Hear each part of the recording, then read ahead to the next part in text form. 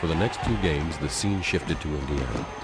On their home court, the Pacers would win Game 3 behind their tireless guard, Reggie Miller.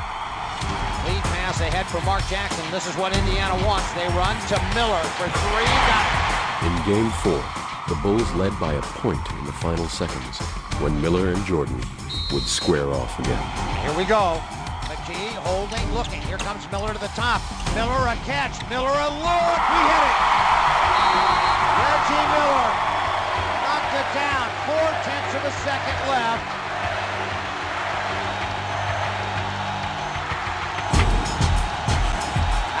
Tony out near the timeline.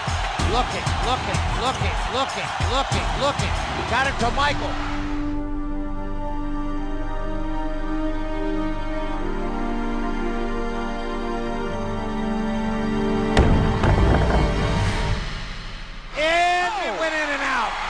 Hit the board and spun out, and Indiana wins the game. With the series tied at 2, fatigue was taking its toll on the Bulls.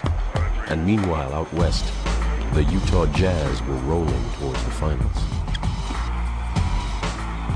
Led by future Hall of Famers Karl Malone and John Stockton, the Jazz dominated the Western Conference playoffs and would have 10 days rest, while the Bulls and Pacers continued to battle in the East. The Bulls lost another game and would have to go the full 7 in a series for the first time in years. By the end of Game 6, doubters were saying that Michael was finally running on empty. Bulls trail by 2. Here we go. MJ one-on-one with McKee. Michael a drive, tripped off his feet, and McKee stole the ball, and that's going to do it. That will do it. Indiana's going to win it. You know, he may have been devastated that night, and I assume he was. But he had the ability to believe that we were going to win and he was going to do well. Probably one of the most remarkable shots that everybody remembers is the shot he made against Cleveland. The inbounds pass comes into Jordan. Here's Michael at the foul line. A shot on Elo. Good! The Bulls win! They win! But they don't remember that the night before he missed 3 out of 6 foul shots that would have sealed the game for us. And we wouldn't have had to go to the 5th game. A normal player would have said, oh, it cost us this opportunity, probably beat themselves up over it. Michael, the next day that we played Cleveland, got on the bus and said, have no fear, we're going to win this ball game. If we sit here and worry about what people think of us, then we don't have a chance. You still got to come to Chicago. Utah, Indiana, they still got to come to Chicago. I don't care what happens today, I don't care what happened in the other series. You know, still got to come to Chicago. We will win Game 7. Indiana the ball, Michael a steal. MJ on the run, he will take the ball. Michael was facing the ultimate elimination, lose and end his career on a note of defeat. Despite Michael's promises, the Pacers led by 13 points early on. Then Michael led the Bulls on a furious rally.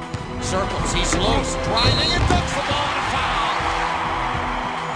It was the kind of run that had led the Bulls to their 5 previous championships.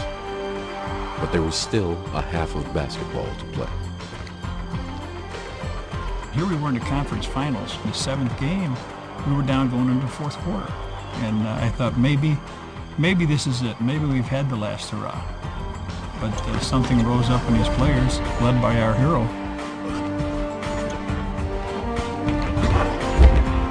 He's the type of man that could get you to jump off a bridge, or at least think about it for a few seconds.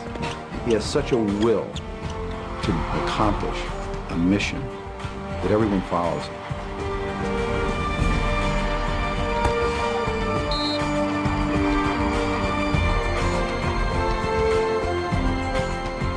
Michael back to the top, and now the switch made back by McKee. Michael to the lane, dumped out to Luke, 17-footer, bang! Down the well it goes. MJ on the run to Kerr for 3. Kerr! MJ, ball away, jumper shot is good, and a foul! They may have had tired legs, but Michael and the Bulls grew stronger in the game's final minutes.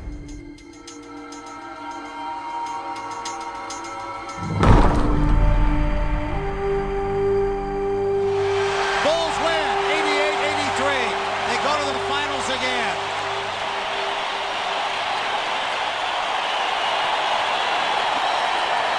Michael, you're a tired man, aren't you? I'm exhausted.